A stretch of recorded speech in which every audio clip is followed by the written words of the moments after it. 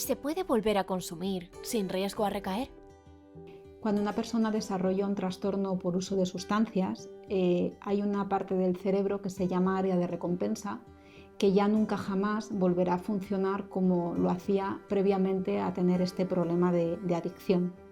Esto equivale a que, por lo tanto, este tipo de personas deben de entender que jamás volverán a tener contacto con esa sustancia sin que esto sea de manera patológica, porque lo que implica es que esa persona ya va a tener una vulnerabilidad que le va a acompañar toda la vida. Por eso nosotros, siempre que trabajamos con este perfil de pacientes, lo que intentamos es que asuman y que asimilen tanto ellos como todo el entorno que el uso de esa sustancia o de cualquier otra sustancia que pueda generar dependencia son siempre líneas rojas que nunca se pueden trabajar. De ahí la importancia de conocer qué factores de riesgo existen, porque el contacto con esta sustancia, antes o después, va a acabar en una recaída.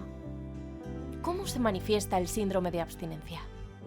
Tendríamos dos sustancias donde es imprescindible que pongamos una medicación enfocada a que no haya un cuadro de abstinencia severo. Uno es el alcohol, puesto que en las primeras 72 horas podemos encontrarnos con un cuadro donde la mortalidad puede llegar hasta el 40%, que es el delirium tremens.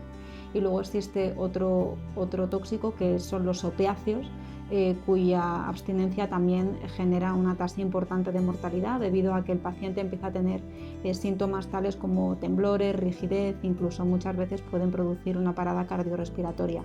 De ahí la importancia de hacer un enfoque terapéutico muy adecuado a nivel farmacológico y tener al paciente constantemente supervisado. ¿En qué dos sustancias es imprescindible tratar la abstinencia? Tendríamos dos sustancias donde es imprescindible que pongamos una medicación enfocada a que no haya un cuadro de abstinencia severo. Uno es el alcohol, puesto que en las primeras 72 horas podemos encontrarnos con un cuadro donde la mortalidad puede llegar hasta el 40%, que es el delirium tremens. Y luego existe otro tóxico, que son los opiáceos, cuya abstinencia también genera una tasa importante de mortalidad debido a que el paciente empieza a tener síntomas tales como temblores, rigidez, incluso muchas veces pueden producir una parada cardiorrespiratoria. De ahí la importancia de hacer un enfoque terapéutico muy adecuado a nivel farmacológico y tener al paciente constantemente supervisado. ¿Por qué nos enganchamos a las sustancias?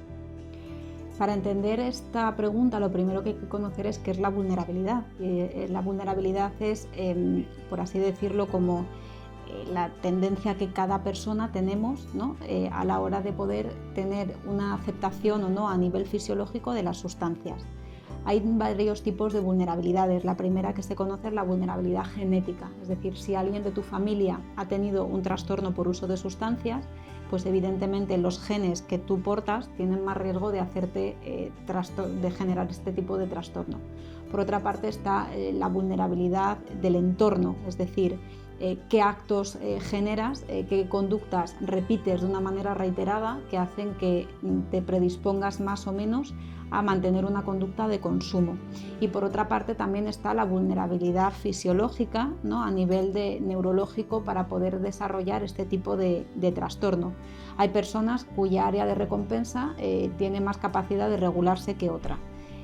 Cuando juntamos los tres factores, encontramos que hay personas que tienen más de uno, menos de otro, o que carecen de algún tipo de esta vulnerabilidad. Nosotros, sobre todo aquí, lo que tratamos con los pacientes es la parte más conductual, independientemente de la vulnerabilidad de la que vengan, puesto que cuando vemos a un paciente ya con un trastorno por uso de sustancias, poder trabajar sobre la conducta de este paciente, que es lo que le lleva a repetir de una manera casi automática el acto en sí, es lo que le acaba generando este tipo de problema de adicción.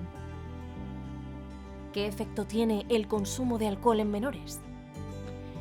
Lo que actualmente estamos viendo es que España está a la cabeza de consumo de alcohol. Somos el país que más consumo de alcohol tenemos per cápita por habitante, en torno a 11 litros. Y en esto ya se ha metido edades a partir de los 15 años.